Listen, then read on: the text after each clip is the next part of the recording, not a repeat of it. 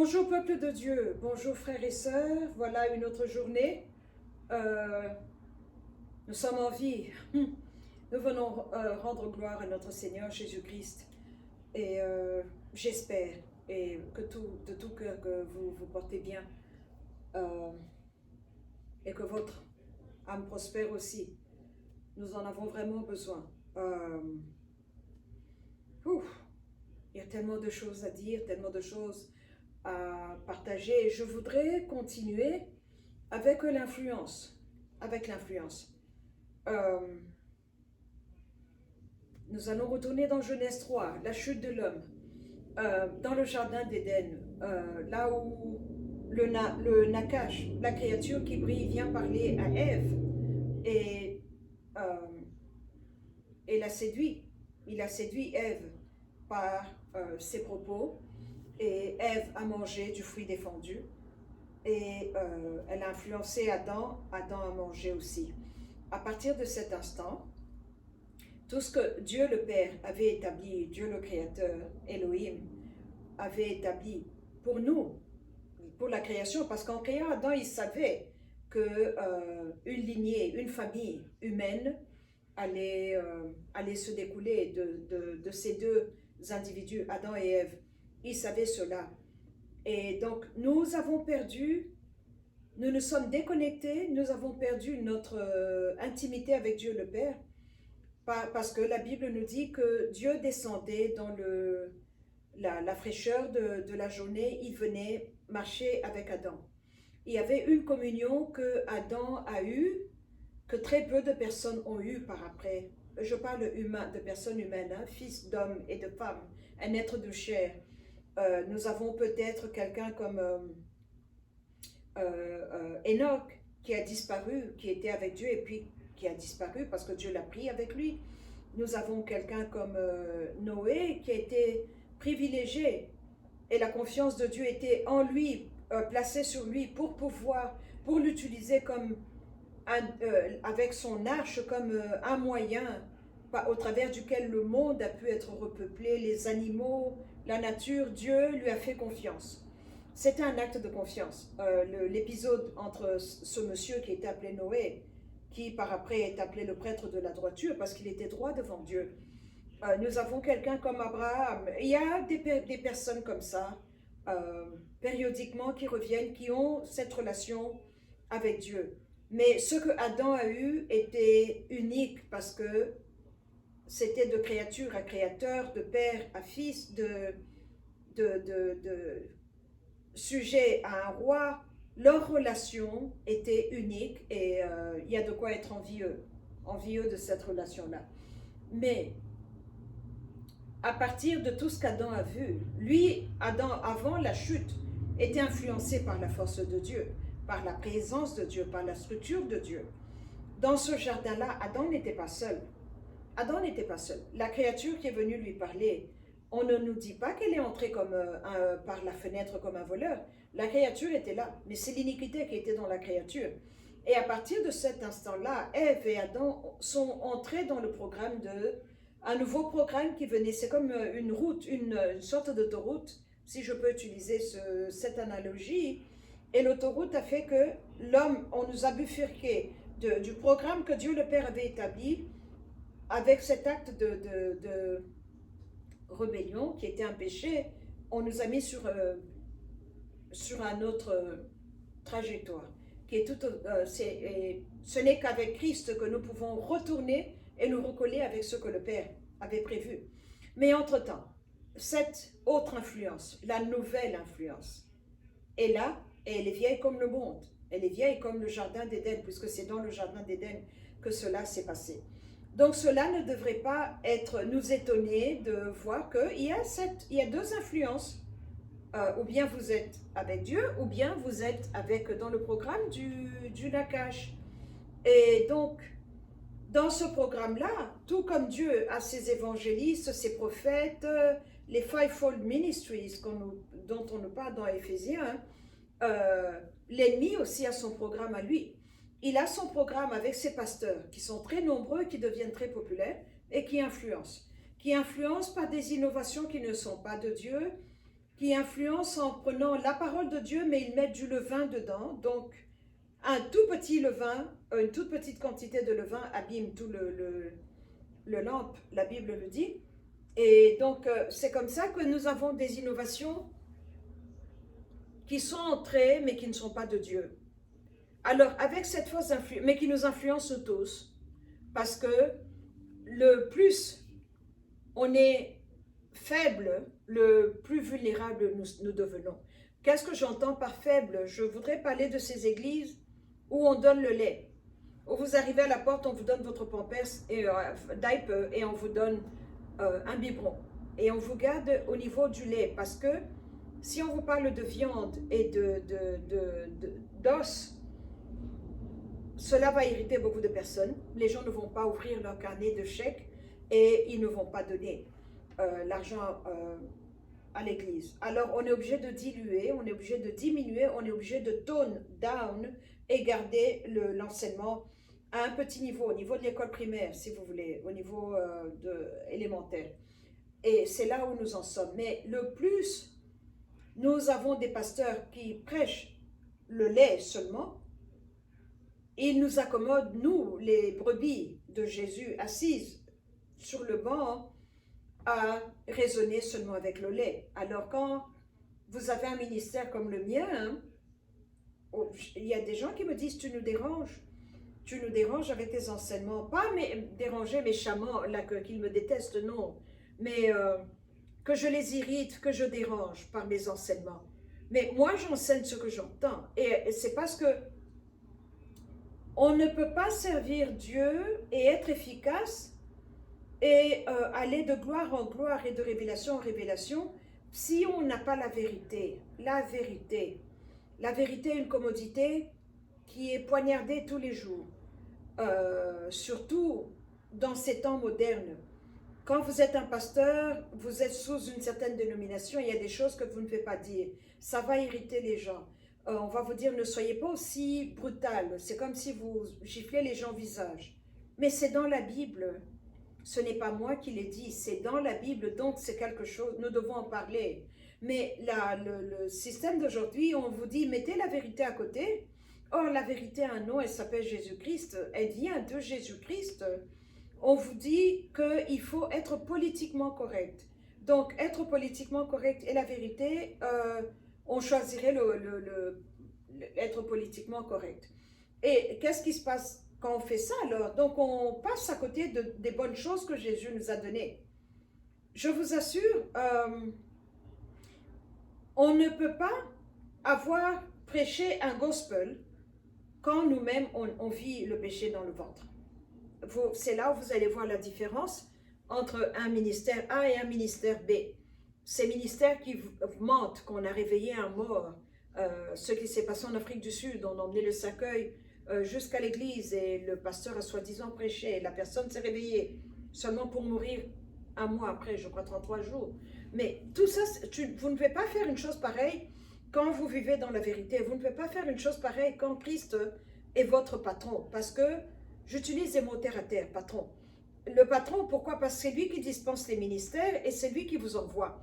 Et quand il vous envoie, il vous donne un ange, normalement. Un ange qui est là pour veiller à votre ministère, qui est votre collaborateur. Je ne suis pas pasteur, je n'ai pas d'église, mais j'ai vu l'ange de mon ministère il y a 17 ans. Le Saint-Esprit me l'a présenté, je connais son nom, je ne lui parle pas, je n'adresse pas mes prières à lui, je ne l'appelle pas, mais je sais qu'il est là, que je ne suis pas seule. Et quand je suis dans ces batailles-là, je ne veux pas de ces batailles qui vous... Pendant 3 jours, vous êtes comme dans un coton. Hein? Vous voyez les barbes à papa, votre tête est comme dans un coton. Vous vous dites, ok, peut-être que je ne vais pas voir le soleil aujourd'hui. Mais le soleil s'est levé et vous êtes encore en vie. On a des amis, on a des frères, des créatures de Dieu, au même titre que moi, de créature à créature, et on collabore. Des anges qu'on appelle dans le livre d'Hébreu ministering angels. Les ministères appointés par Dieu en ont un. Comme je vous dis, je n'ai pas d'église, mais j'en ai un. Donc, j'adresse mes prières à Dieu, je parle à Dieu, je jeûne pour Dieu, selon les recommandations de Dieu. Donc tout est tourné vers Dieu. Et quand je suis dans des problèmes, il va m'envoyer l'aide qui m'est nécessaire selon sa vision à lui, pas ma vision à moi. Parce que quelquefois, nous les êtres humains, on peut vouloir une chose, mais alors que Dieu est encore là, mais nous on veut là. Et c'est là où on se tiraille avec lui. Mais le but de cette vidéo est de vous parler de l'influence. Qui vous influence? Êtes-vous dans le programme de Dieu ou êtes-vous dans le programme de l'être brillant qui avait parlé à Ève? Parce qu'il a un programme qui est là. Alors, rien que dans le corps de Christ, nous avons de ces pasteurs qui sont venus diluer la parole de Dieu, comme je vous l'ai dit, mais en plus de cela, un exemple tout bête. La toute première fois qu'on m'a parlé de la dîme, c'était à Bruxelles, il y a 17 ans, par le pasteur Jacques Ilunga de l'église H à la gloire de l'Éternel, à Bruxelles. J'ai compris le concept de la dîme. Il m'a montré Malachie 3, et je me suis dit, oh oui, j'ai lu le verset, ça m'a... J'étais un bébé spirituel, mais ça a résonné avec moi, je me suis dit, je vais commencer à le faire. Et quand je suis revenue, j'ai trouvé une église où je suis devenue membre jusqu'à présent, chez le Bishop McClendon, ici à Los Angeles, et je donne ma dîme depuis 17 ans. Mais avant les 17 ans, je ne le faisais pas parce qu'on ne m'en avait pas encore parlé. Mais le problème avec la dîme, tel qu'on nous l'explique aujourd'hui, en tout cas ici aux États-Unis, et ça a pris partout dans le monde, c'est que donner pour recevoir. Mais quand vous lisez dans la Bible la façon dont Dieu a mis les deux arbres dans le jardin et qu'il a dit à Adam et Ève de ne pas toucher là, celle-là, il a été très strict, il y a des choses qu'il ne pouvait pas faire. C'est le concept de la dîme, qui a une chose qui est à toi et une chose qui est à Dieu. Et les arbres étaient déjà là. Mais après, on revoit cette créature qui n'a ni père ni mère, qui est appelée le Melchizedek, l'épisode qui interacte avec Abraham, notre père dans la foi, et Abraham lui donne la dîme et ils font la communion, le vin et le pain. C'est la première fois que la communion, la sainte scène de la Supper est mentionnée dans la Bible, cet échange-là. Mais nous, dans l'Église aujourd'hui, on nous dit il faut donner pour recevoir. Abraham avait eu, quand il est allé à la guerre avec les 5 rois là, de la vallée, et qu'il a vaincu, qu'il est revenu, c'est là où il a donné la dîme. Donc, normalement, c'est quand Dieu vous donne que vous donnez la dîme. Je donne la dîme jusqu'à aujourd'hui. Je ne prêche pas contre la dîme. Je vous recommande de donner la dîme. Je vous assure, il y a tout un programme et tout un enseignement qui est là. Cette alliance de la dîme, elle est réelle. Il ne faut pas la croire que parce que c'est dans l'Ancien Testament, on ne doit pas le faire aujourd'hui. Mon problème est dans l'explication qu'on nous donne de la dîme. On nous dit donner pour recevoir, alors que c'est quand Dieu vous donne, vous recevez, et parce qu'il est votre Père, alors vous donnez la dîme. Donc la dîme devient un acte d'obéissance. La dîme n'est pas un acte conditionnel que vous devez donner pour recevoir. C'est de cette influence-là que je veux parler. C'est ce concept-là qui fait que au bout de 3 ans, 4 ans dans l'église, je me disais pourquoi Dieu ne me donne pas, pourquoi Dieu ne me bénit pas, pourquoi Dieu... Alors je commençais à me dire, est-ce que c'est Satan qui me parle? Est-ce que ça m'a emmené dans une confusion émotionnelle et spirituelle où je me disais, on vous dit, dans ce verset-là dans Matthieu 6, 38, je crois, donnez, il vous sera donné. Une bonne mesure... good measure pressed down, shaken together and running over, men going to put in your bosom. With the same measure that you give, the same measure will be measured back to you. Mais les pasteurs d'aujourd'hui abusent ce verset-là. Je ne me contredis pas, mais ils abusent ce verset-là. Parce que on nous disait, il faut semer et Dieu va vous donner. Donc, la relation était que moi, je donne à Dieu et Dieu me donne. Alors que retournons dans la vérité, c'est Dieu me donne, je suis tellement reconnaissante que je donne ma dîme avec amour. Et c'est là où je donne avec joie. Comme on nous dit que Dieu aime ceux qui donnent avec joie. A cheerful giver. Donc, cette mauvaise influence est entrée dans le royaume et dans le corps de Christ et c'est allé partout. Ne parlons que du continent africain et américain où je vois les choses, j'observe. Et alors avec ça, on abuse les gens et on fait souffrir les gens. Mais c'est une mauvaise influence parce que une influence qui tord la vérité de Dieu. Ça, c'était la première partie que je voulais dire.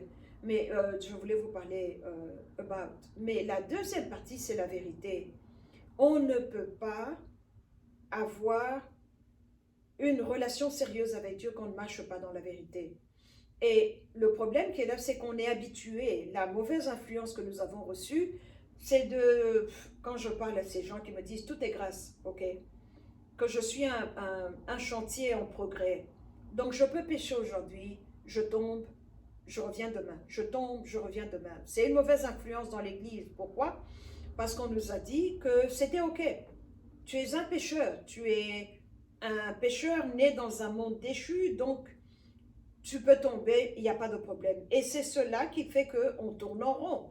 Parce que, honnêtement, servir Dieu avec sérieux, je parle de vraiment un grand sérieux, ce n'est pas très drôle. C'est contre notre nature humaine. La propreté spirituelle. L'être humain est plus à l'aise à dire tout le monde fait ça, alors on le fait. Oh, mais alors maintenant, il y a des problèmes que l'Afrique a, il y a des problèmes que l'Amérique a. Ici, on va vous dire la loi a été signée, je suis une fille, je peux me marier avec une femme, on va emménager ensemble, on va acheter les spermes dans une banque, je vais me faire inséminer, ou si je ne veux pas avoir des vergetures, je vais payer une maman qui va porter le bébé. Donc, la loi des hommes vous accommode, mais elle n'est pas en amour, en unisson avec la parole de Dieu. Et c'est une mauvaise influence. Et cette influence-là dans nos vies fait que on est à côté de Dieu et on ne grandit pas, on n'évolue pas. Donc on retourne au programme du lait. On est avec un biberon, on ne grandit pas. Et quand on ne grandit pas, inévitablement, l'idée de jeûner, l'idée de prier avec sérieux, l'idée de lire la Bible avec sérieux ne vont pas venir parce que les deux ne marchent pas ensemble. Les esprits marchent en paquet. Je les vois. Le plus je prie, le plus je les vois. Comme on dit, l'appétit vient en mangeant. Quand vous allez à la gym, vous soulevez des poids, 5 kilos, 10 kilos, 20 kilos, c'est comme ça que vous grandissez, vous montez la montagne de l'Éternel, vous allez de gloire en gloire. Alors, quand vous êtes maintenant dans une église, on vous dit, non, tout est grâce. La grâce est là. On est dans la nouvelle alliance. Il ne faut pas vous faire souffrir avec les jeûnes, avec la prière. Il ne faut pas trop prier. Vous allez déranger Satan. J'ai eu des gens, des amis, pasteurs, qui ont gradué du Bible College, qui m'ont dit, tu pries trop, tu vas irriter Satan. Et or, moi, ce que j'entendais, c'est jeûne, prière, mais on me disait, non, nous, on est allé au séminaire, mais je commence, j'espère que je ne vous irrite pas, mais les enseignements qu'on donne au séminaire, on a été infiltrés, les séminaires, les Bible College ont été infiltrés par des agents de Satan, hein, et des agents de l'Église catholique, à savoir les jésuites, qui sont vraiment dans l'enseignement supérieur, qui ont diminué les choses. Alors, comme un pasteur que j'écoute, Bishop Larry Gator, qui dit on ne devrait pas les appeler séminaires, mais on devrait les appeler cimetières, parce que ils arrivent à écraser le feu de Dieu en vous. Vous sortez de là, il n'y a plus de feu. Vous sortez de là, vous parlez très bien, vous savez comment bâtir un texte, comment crier au bon moment, et le piano, le keyboard vient avec vous, et vous savez comment développer votre corps, le corps de votre sermon. Il y a l'exégèse et tout le tralala, tout est bien mis en place, mais il n'y a pas le feu de Dieu qui brûle les chaînes, qui brûle la sorcellerie. Alors on est influencé par le programme du Jardin d'Éden. Ce n'est plus par le programme de Dieu. Je vois la différence. Le plus je prie, je suis étonnée de voir que quand vous avez une armée humaine, prenons l'armée américaine comme j'habite ici, un soldat, un Marines qui est recruté aujourd'hui, il va voir les gens dans le camp militaire, il sait qui est qui à cause de comment on appelle ça, leur, les insignes qui sont sur les épaules. Dans l'armée, ils se reconnaissent comme ça. Mais dans le royaume de Dieu, c'est celui qui est au-dessus, qui voit où sont les gens. Le plus je monte, le plus j'identifie les gens. Le plus, en écoutant une chanson de gospel, 1 minute me suffit pour savoir s'il va me ministrer, m'édifier ou pas. Ça devient de plus en plus difficile d'écouter les gens parce qu'ils n'ont pas le feu de Dieu. Ils disent de bonnes choses, ils sont chrétiens, ils parlent de la Bible, des versets bibliques, mais ils n'ont pas le feu de Dieu. Et là où il n'y a pas le feu de Dieu, tout est plat, tout est plat, vous n'évoluez pas. Donc voilà une autre forme d'influence. Et la société nous influence, la société nous pousse à aller dans des choses faciles. Et alors quand on va dans la facilité, le programme de Dieu tel que Dieu l'a fait dérange un peu ou va contre nous. Mais c'est un ami homosexuel, mais il est gentil, il n'a pas fait du mal aux gens. C'est 2 hommes adultes. Alors on devient tolérant, on brise les murs, et un jour on se réveille, on va vous dire allons faire une marche pour réclamer les droits, l'égalité des genres. Il y a des mots qu'ils utilisent ici maintenant. L'égalité des genres. On a quitté l'égalité de l'homme et de la femme. Maintenant on entre dans l'égalité de ceux qui sont dans l'ensemble de ceux qui vivent avec quelqu'un du même genre, ils veulent être égaux à nous. C'est ça le mot maintenant. Quand on parle d'égalité de genre, nous devons savoir de quoi est-ce que nous parlons. Il y a ce mot qu'ils utilisent, exploration, que nous devons explorer, que nous devons avoir la réalisation de soi, self-realization. Cela nous influence. Alors quand vous regardez une maison de couture qui engage un homme, mais on le met en jupe, avec des perles, et on vous dit, il est en train d'explorer, il est en train de se remplir, he's being fulfilled en s'habillant comme une femme. On m'influence. C'est une influence extérieure qui entre dans mon terrain, et quand on vous dit, il faut donner le respect à tout le monde, on vous influence. Donc petit à petit, vous recevez influence sur influence, influence sur influence. On est bombardé de toutes parts. Et maintenant, le problème qui est là, c'est que si vous êtes un chrétien qui est dans le lait et que vous tenez encore à votre biberon et à votre tétine, et que vous ne vous lavez pas dans le sang, que vous ne priez pas, que vous ne jeûnez pas, que vous ne faites pas la Sainte Seine, que vous ne prenez pas le panoplie de tout ce que Christ nous a donné, influence après influence, influence après influence. Un matin, vous allez vous réveiller, vous vous dites, j'ai des sentiments, je vais aller explorer aussi. Et vous voulez commencer à explorer des choses. Vous voulez entrer dans ce qu'on appelle la réalisation de soi. Et cette réalisation va vous emmener, un matin, vous vous réveillerez dans un lit avec une femme. Je suis une femme et j'ai une femme à côté et je me disais, bon, ils ne sont pas méchants, on n'a pas fait de mal à quelqu'un. D'ailleurs, je suis née comme ça. D'ailleurs, Dieu m'a créé comme ça. D'ailleurs, Dieu m'a voulu comme ça. Et maintenant, il y a des théories qui disent que Christ était un enfant des extraterrestres. Hier, j'écoutais quelqu'un, je me suis dit, mais j'ai fini d'écouter juste pour être édifié, pour voir l'ennemi qui est sorti. Parce que c'est un ennemi qui est sorti. Je ne citerai pas son nom, mais c'est quelqu'un qui est très regardé sur YouTube et qui nous racontait comment Christ était l'enfant des extraterrestres. C'est pour ça qu'il a pu faire les miracles et que nous devons accommoder les extraterrestres. Un catholique, hein? Un catholique jésuite, que nous devons accommoder les extraterrestres parce qu'ils vont venir avec un message qui va nous aider à aller de l'avant. Je me suis dit, je l'ai écouté, mais je ne lui ai pas permis de m'influencer. Je sais qui Christ est, je sais qui est Dieu le Créateur, je sais qui est Dieu le Saint-Esprit, je sais qui est Satan et je sais qui je suis. Et chacun a sa place, il n'y a pas de confusion. Donc, cette nouvelle vague d'influence nous emmène peut vous emmener dans des terrains destructeurs et dangereux. Et dans le contexte de la mode, des hommes qui portent des jupes maintenant avec des talons plus élevés, plus hauts que ceux-ci. Mais il est un homme et il se dit, je suis en train d'explorer le côté féminin. Je ne fais du mal à personne, je n'ai blessé personne.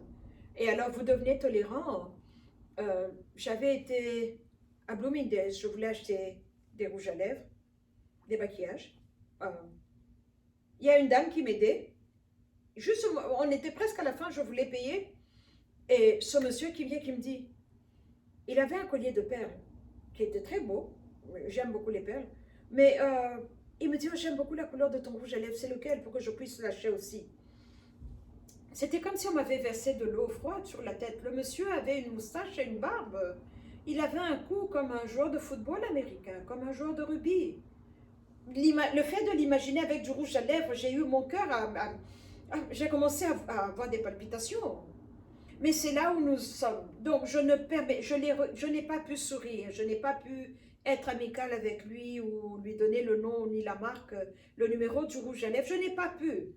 Euh, donc en allant à la voiture, je secouais la tête, je me suis dit, mon Dieu, voilà l'état du monde où nous sommes, où un homme bien, mais au moins, c'est le contraste, une moustache bien avec une barbe et avec du rouge à lèvres. Mais c'est digne d'un film d'horreur, si vous me demandez. C'est mon opinion. C'est mon opinion. Voilà les influences, les facteurs extérieurs, mais qui entrent dans notre bulle, dans notre petite vie et qui nous influencent tous les jours. Et tout cela nous emmène à l'arrivée de l'homme du péché. Donc, je m'arrête ici pour des facteurs d'influence extérieure. Dans l'Église, on a été infiltré avec des sermons qui sont dilués, on nous donne du lait. Les pasteurs ont peur de perdre leurs revenus et les brebis, et on ne va pas l'inviter dans les grandes conférences. S'il prend des positions trop brutales, s'il tape sur la table, d'un côté, de l'autre côté, les chrétiens sont influencés par cette faiblesse-là et notre esprit devient plus faible.